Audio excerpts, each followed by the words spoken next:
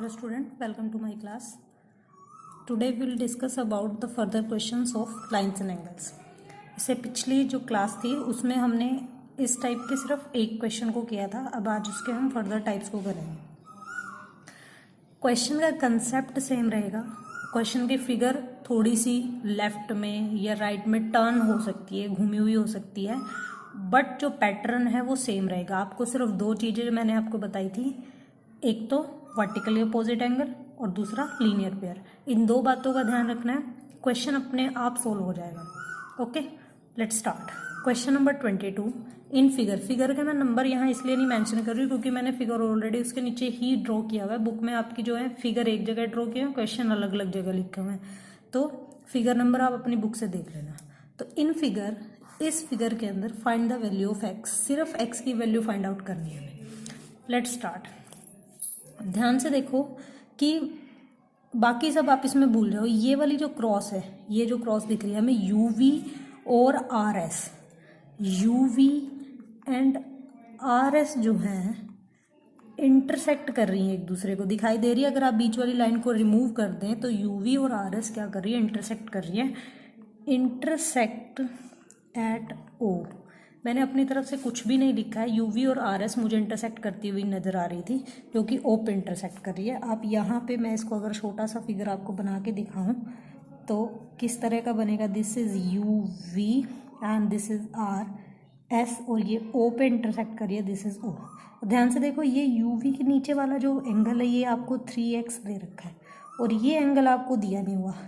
इस सब को आप रिमूव कर दें थोड़ी देर के लिए. सिर्फ ये वाला डायग्राम सोचिए, ये वाला डायग्राम आपके पास है, आपको दिखाई दे रहा होगा जो ये आर ओ वी, ठीक है, ये इनके नेम मेंशन कर देते. This is 1, this is 2, this is 3 and this is 4. तो अब अगर आप यहाँ ध्यान से देखेंगे एंगल 1 और 3, अगर हम इन सब को भूल जाते हैं तो एंगल 1 और 3 जो है वर्टिकली अपोजिट एंगल नज़र आ रहे हैं हमें. इसमें भी आप देख सकते हो, this is angle 1 and this is angle 3. Angle 1 और 3 जो होगा, एंगल 1 इक्वल टू एंगल 3 होगा equal to 3x. 3x value है ना इसकी, तो ये दोनों कितने के होंगे, 3x के. क्यों होंगे, क्योंकि ये वर्टिकली ओपोजिट एंगल्स है. ठीक है, वर्टिकली ओपोजिट एंगल्स है. तो अगर ये 3x है तो ये भी कितना हो गया, 3x. अब मेरे पास ये लाइन है P Q. P Q is a line. P Q एक लाइन है. पी क्यू लाइन है तो हमें पता है कि जो इस लाइन पे 3 एंगल बने हुए हैं, एंगल 2, एंगल 3 एंड एंगल 4, इन तीनों का सम कितना होगा, 180 डिग्री. अगर पी क्यू लाइन है तो then angle 2 plus angle 3 plus angle 4 कितना होगा, 180 डिग्री का होगा. क्योंकि हमें पता है एक लाइन पे बने कितने एंगल कैसे बनते हैं. देखो एक लाइन पे इस तरह का एंगल बना हुआ है और ये कितने डिग्री का होता है, 180 डिग्री का. एंगल 2 आपके पास x है, वैल्यू पुट कर देते हैं. एंगल 3 अभी हमने फाइंड आउट किया था कितना है, 3x है. और एंगल 4 कितना आपके पास में, 2x है, इक्वल टू 180 डिग्री.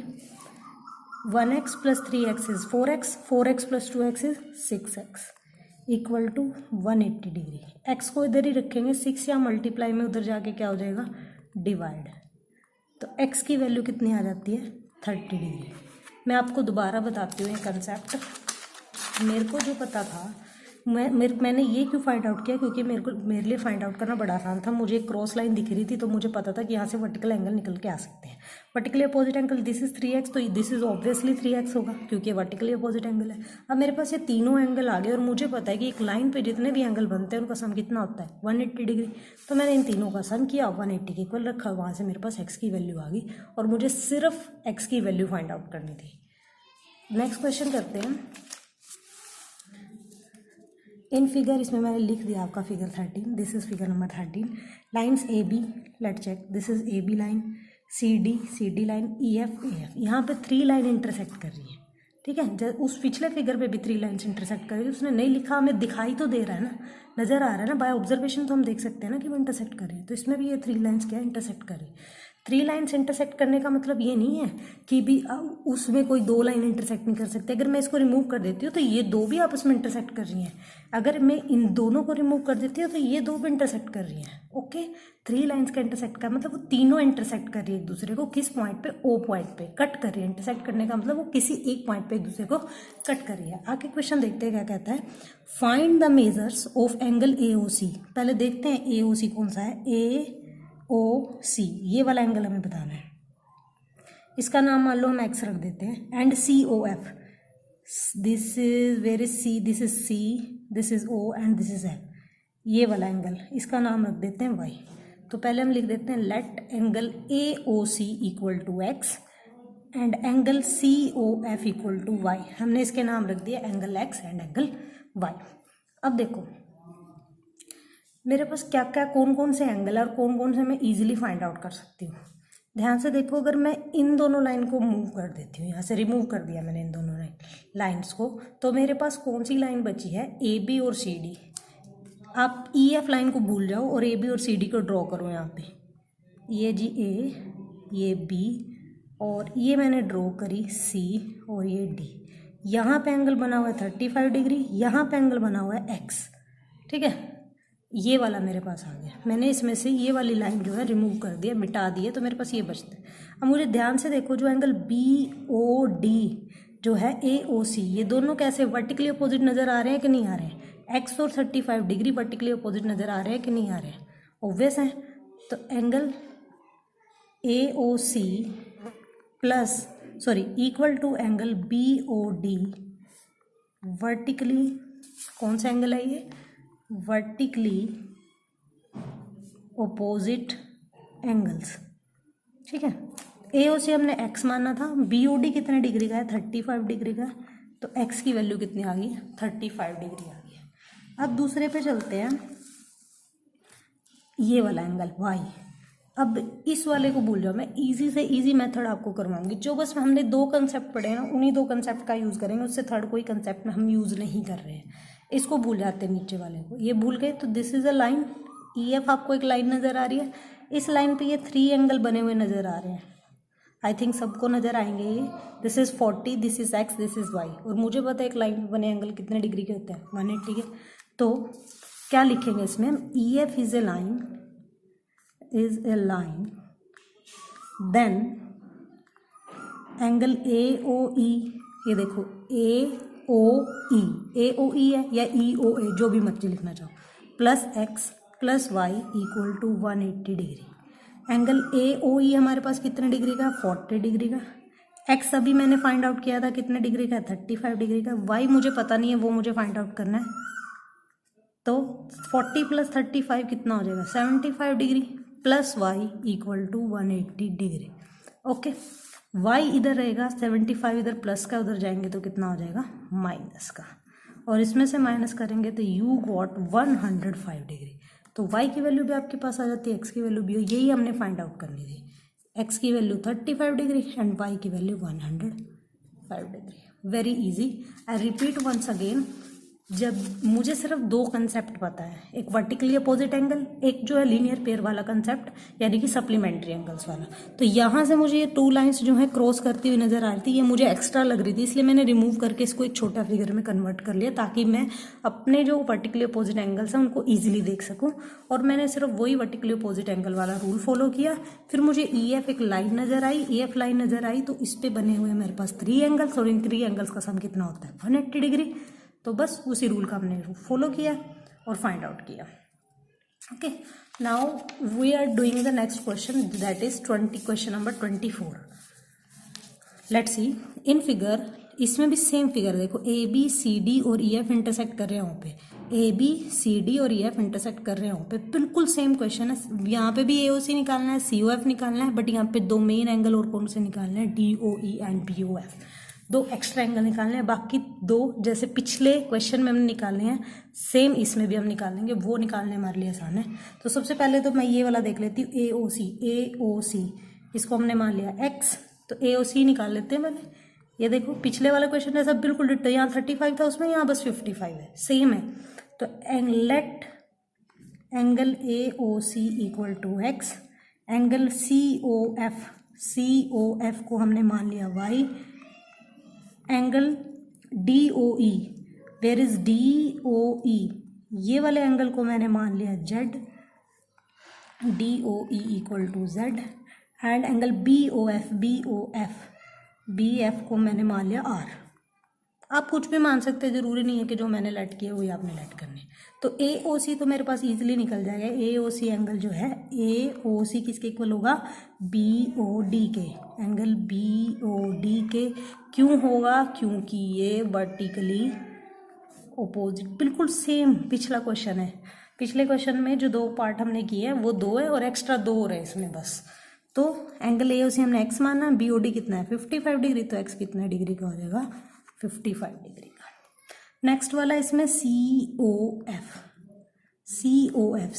देखो, EF is a line, same ditto, EF is a line, एक लाइन पे 20 डिग्री x और y 3 एंगल बने हैं, यानी कि EOA लिख लो या AOE लिख लो। Angle AOE plus x plus y, ये वाला भूल के, plus x plus y equal to 180 degree. ठीक है, नीचे वाला हमने छोड़ दिया। अब AOE हमारे पास 20 डिग्री था, x अभी हमने फाइंड आउट किया 55 डिग्री, y हमें पता नहीं है, वो निकालना है। 20 और 55 75 हो जाएगा, y equal to 180 degree. Okay, y इधर ही रहेगा, 75 इधर प्लस का उधर जाके माइनस, ये तो एंगल B इक्वल ही आ गया y वाला, पिछले वाले क्वेश्चन में था। तो y की वैल्यू मेरे पास क्या आ गई 105 डिग्री। अब ध्यान से देखो, अभी इन सबको भूल जाओ, CD और EF लाइन को देखो, मैं बना देती हूँ इधर आपके पास, आपके लिए। This is C, this is D, this is E, this is F। यहाँ पे एक एंगल बना हुआ है y, यहाँ पे एक एंगल बना हुआ है Z।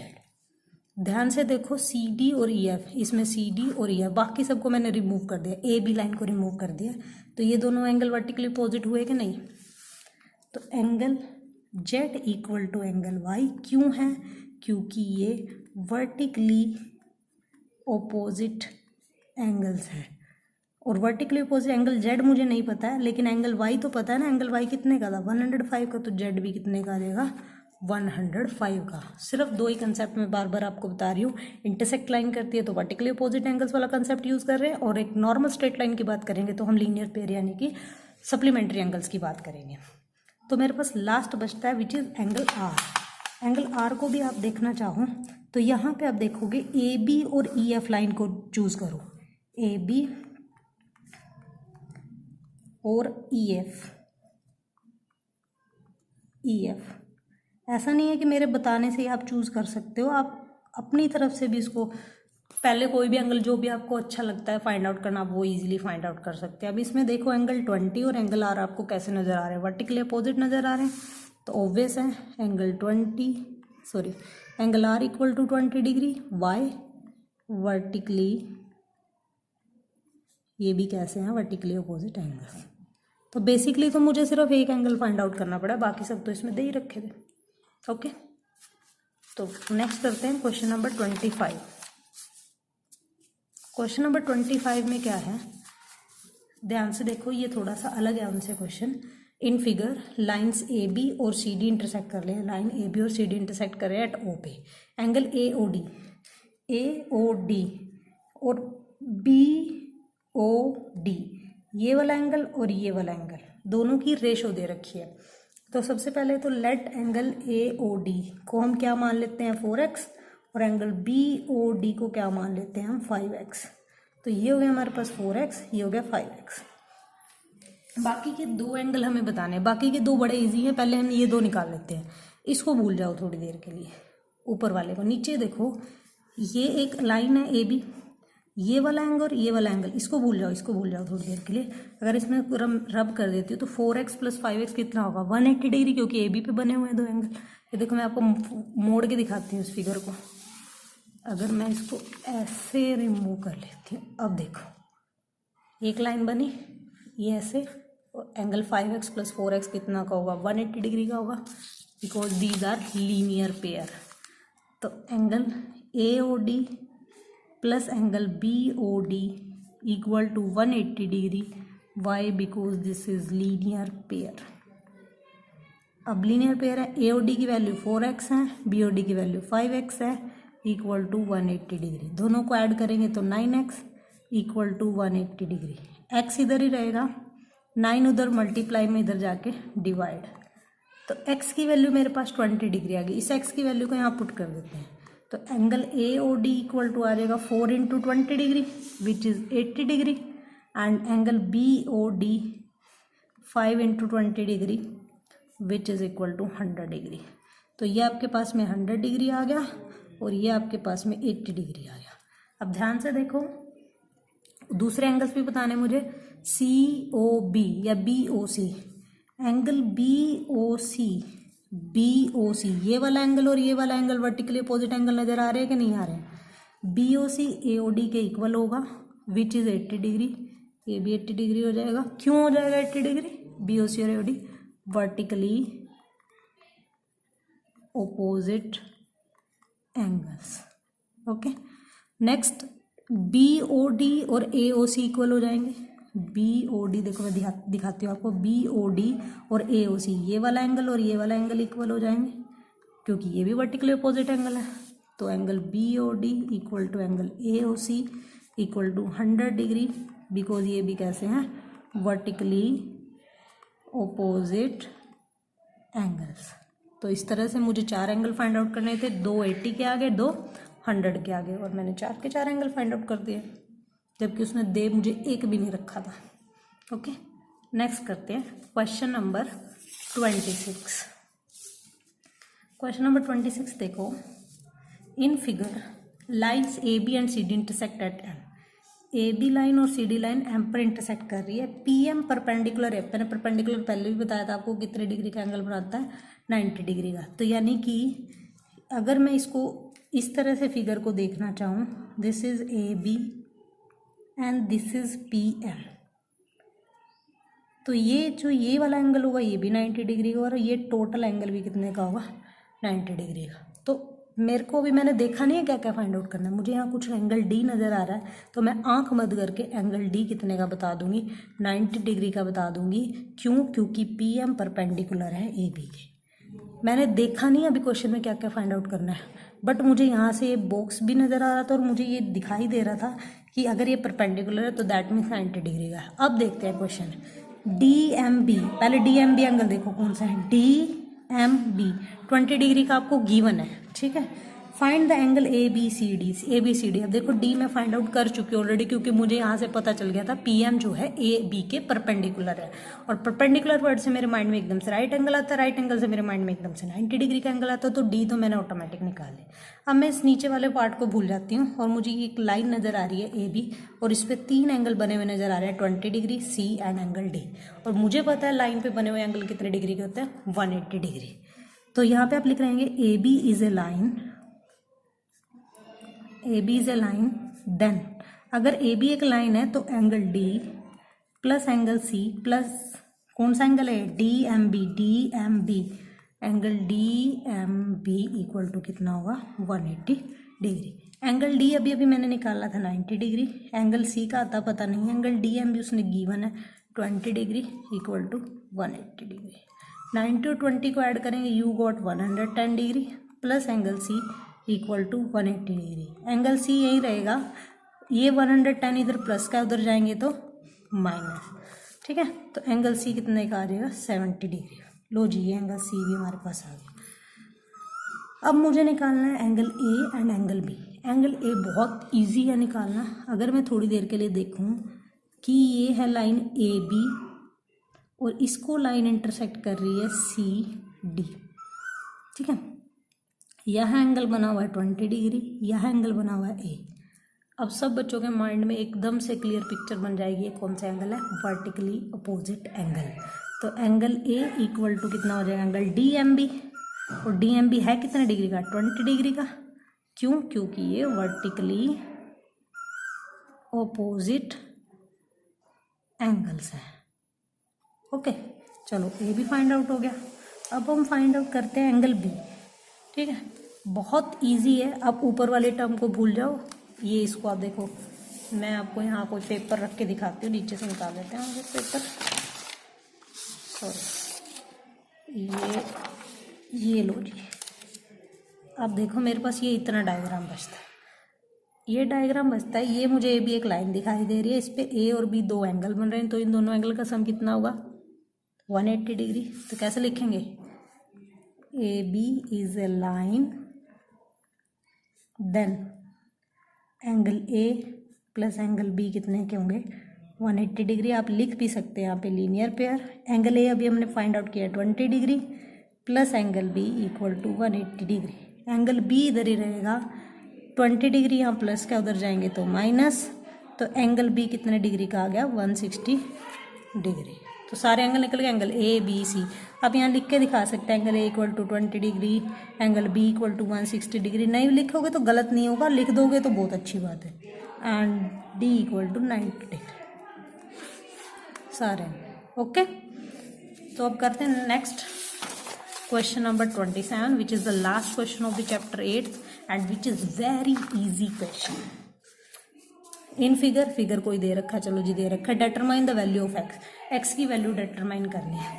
तो पहले मेरे को जो आता है मैं वैसे बना लेती हूँ डायग्राम को। मुझे सीधे डायग्राम आते हैं। This is 138 degree and this is, ये बीच वाली लाइन मैंने रिमूव कर दी है। अगर ये 138 का है तो बेटा ये भी कितने का होगा 138 डिग्री का होगा। मैंने इसके पॉइंट्स मेंशन नहीं किए, आई डोंट नो कि इसमें बुक में पॉइंट्स मेंशन है कि नहीं है, तो वो आप देख लेना। ओके, मैंने इसमें करे नहीं है मेंशन। तो अब ध्यान से देखो, इसका मैं नेम दे देती हूँ। दिस इज एंगल 1, 2 एंड 3 और इस टोटल को मैं दे देती हूँ एंगल 4। ठीक है, तो एंगल 1 जो है एंगल 4 के इक्वल होगा। क्यों होगा, वर्टिकली ओपोजिट एंगल्स। इसको मैंने एंगल 1 मानना है, इस पूरे को 4 एंगल मानना है। ठीक है, सबको नज़र आ रहे हैं कि ये वर्टिकल। अब मुझे जो एंगल 4 दिखाई दे रहा है वो एंगल 2 और 3 का सम दिखाई दे रहा है। Angle 4 equal to angle 2 plus angle 3, और ये कितने डिग्री कहते हैं 138। ठीक है, एंगल 2 मुझे एक्स नज़र आ रहा है, एंगल 3 भी मुझे एक्स नज़र आ रहा है, और एंगल 4 मैंने अभी कितने का फाइंड आउट किया 138 डिग्री। ध्यान से देखो मैंने क्या करा, इसको मैंने ये वाली लाइन रिमूव करके इस तरह से फिगर बना लिया। ये वाला एंगल और ये वाला एंगल वर्टिकली अपोजिट, यानी कि ये पूरा एंगल 138 का है, लेकिन ये मिलके किस से बना, एक्स और एक्स से। तो इन दोनों का सम किसके इक्वल होना चाहिए 138 के, क्योंकि इन दोनों से मिलके बना है। एक्स और एक्स को ऐड करेंगे तो 2x इक्वल टू 138। एक्स इधर है, 2 मल्टीप्लाई में उधर जाएंगे तो डिवाइड, तो एक्स की वैल्यू कितनी आ गई 69 डिग्री। मैं इसको एक बार और रिपीट करती हूँ कि मेरे पास में इस तरह से कोई फिगर था, मेरे को इस तरह का आड़ा टेढ़ा फिगर पसंद नहीं है, इसलिए मैंने अपनी पसंद का फिगर बनाया। क्योंकि मुझे वर्टिकली अपोजिट एंगल के बारे में पता है, तो एंगल 1 और 4 वर्टिकली अपोजिट एंगल हो गए, दोनों 138 डिग्री के हो गए। चलो जी, ये हो गए ख़त्म बात। फिर मुझे ये दिखाई दिया कि नहीं, यहाँ तो कोई लाइन भी थी, ये लाइन ये 2 एंगल बना रही है, ये भी एक्स था ये, यानी कि इन दोनों को मिला के 138 बन रहा है, दोनों को मिला के 138 बन रहा है। तो दोनों को मैंने ऐड कर दिया, 138 के इक्वल रख दिया, और इजीली मैंने एक्स की वैल्यू फाइंड आउट कर लिया। और स्टूडेंट्स, जब आप क्लास में वापस आएंगे, स्कूल रिज्यूम होगा, तो मैं आपको ईच एंड एवरी क्वेश्चन दोबारा भी करवाऊंगी, तो इसलिए घबराने की ज़रूरत नहीं है। अब यहाँ आप जितना बेसिक डेवलप कर सकते हैं, जितना अपने आप को क्रिएटिव बना सकते हैं, उतना क्रिएटिव बनाएं। Thank you, have a nice day.